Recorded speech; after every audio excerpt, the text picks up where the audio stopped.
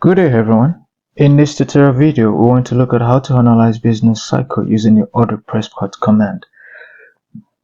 Conceptually, business cycle refers to fluctuation in aggregate economic activities of nation. Hodrick prescot, on the other hand, helps separate economic time series data into the growth component and the cyclical component. It looks into long-run growth and then the fluctuations around the long-run growth. Without wasting much time, let's demonstrate this in stata. Now, the first thing we need to do is to bring in our data. For this video, we'll be using the US GDP data quarterly series from 1947. And to bring it into stata, we come here, import, Excel sheet, and then browse. I have it under the download session, so it is named GDP C1. I click on it and I open it. Now the data I want to use is in sheet 1, so I'm going to click on sheet 1 and then import first row as variable name. Click on it and okay. Now we have the series in stata. If you look at the variable window here, you will realize that it has been populated with the series date and rate GDP. To view the data, come to data editor. Yeah. Alright, you have the data, and then you have the how GDP. Now, back to the command window.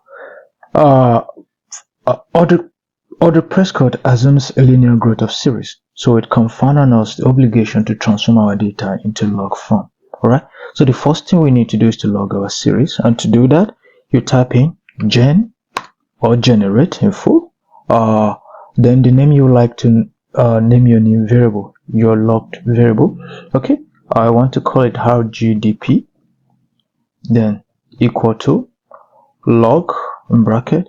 The variable we want to name is how GDP, so how GDP. You close the bracket and then you click on enter. We have another variable generated. Okay, if you look at this variable window, you realize that it has been populated with how GDP. All right, the next thing is to ensure that our series is our quarterly series is stata acceptable, is in stata acceptable format.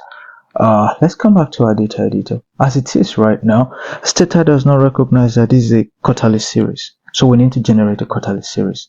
All right, so how do we do that? You come here, you type gen or generate. All right, quarters equal to then TQ, time and quarters, in bracket. Our series starts from 1947, so 1947. We want it to start from quarter 1, so quarter 1 Q1, and then plus underscore n minus 1. Now this command right is telling us that the quarter should increase by the series should increase by a quarter. Okay, an interval of quarters. Okay, so you click on enter button. All right, but now it is not in the format we require, so you're going to type on this code to put it into the required format, percentage, then TQ. The TQ is because the quarterly data, if it is monthly data, is going to be TM. All right, and then quarters. All right, quarters. This quarters is the variable we just generated. All right, quarters. Okay, you click on enter.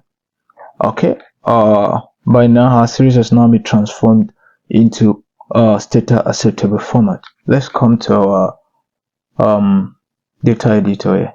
We see quarters. This is what we just generated. All right, in this format, stata already recognizes it. And now the next thing to do is to declare our data as time series data. This is very important. We declare it as time series data. If we do not declare it as time series data, stata will not recognize it as a time series data. And how do we do that? You come here, TS set. We want to declare the quarters we just generated now as time series data. Okay, quarters. Click on enter. So it recognizes as the time variable. All right. So our series span between 1947 quarter 1 to 2003 quarter 3, and interval of 1 quarter.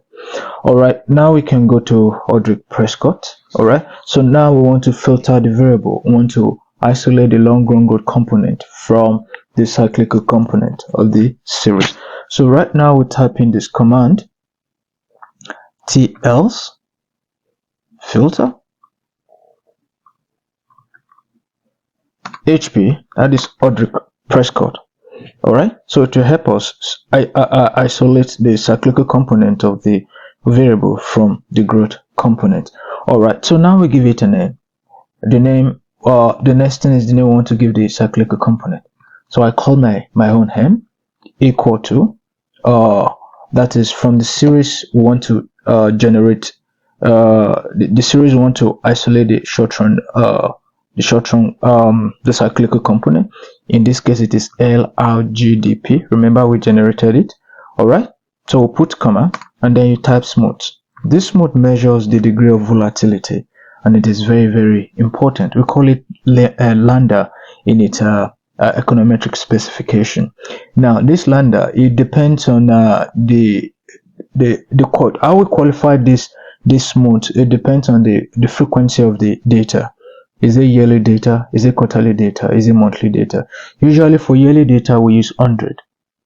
For quarterly we use 1600. Okay, and for monthly we use 14400. All right, the larger this lambda, this smooth quantity, and then the smaller the volatility usually. But this is a quarterly data, so we're going to put in it 1600. All right, and then we close the bracket. Then this is the long run growth. We want to generate this part this with the long run growth. So trend in bracket, the name we like to give the trend. In this case I want to call it just here, let me still call it trend. All right, okay, or I call it L growth, L growth, so I call it long run growth. Okay, so you click on enter.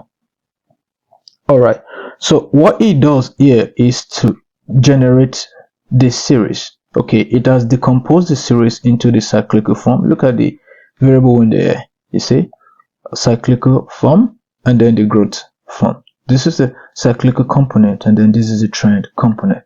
Let's check our data editor. We see it's been populated. See, there's a cyclical component and this is the long run growth component. So what we need to do now is to graph it. Okay, to see their relationship. So what we do is you type ts line, that's a line graph, LRGDP, okay, that's the variable, and then the trend. The trend here is L growth. Okay, L growth, that is the name I give to the trend. Is that right? All right, so you can give it any name. You can put trend, you can, so it depends on what name you give to it. So you click on enter, and then in a few seconds you see the graph displayed.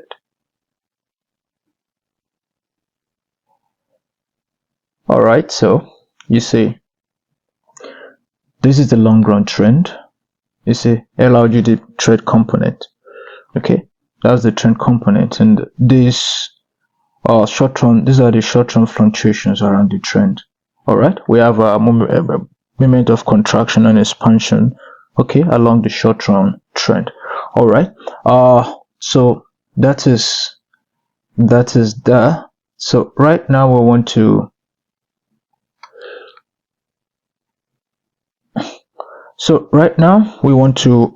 graph the cyclical fluctuations.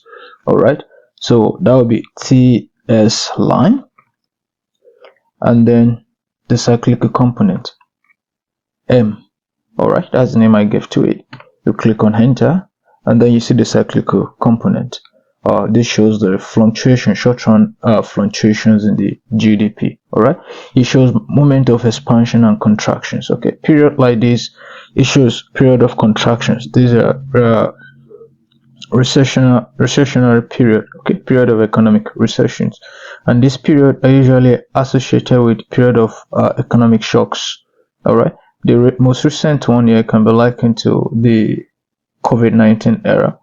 All right.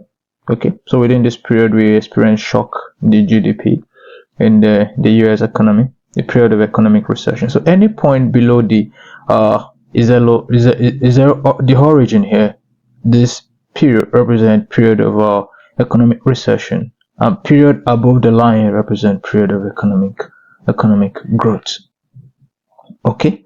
All right, we can go further. We can do the descriptive statistics so we can get a proper understanding of the business cycle. All right, so we can just come here and write sum, or you write summary. We are doing summary for the cyclical component. You click on it. Okay, yeah, so this is what we have. We have the minimum, we have the maximum. This tells us the maximum contraction we have. Okay, and this shows us the maximum expansion we have. All right, and the standard deviation is telling us the percentage of volatility around the trend, the percentage of volatility around the trend. All right, so this is Hodrick prescot. Okay, and it's a very powerful tool in analyzing the business cycle, okay, of a nation. All right, thank you for watching this video. See you in my next video.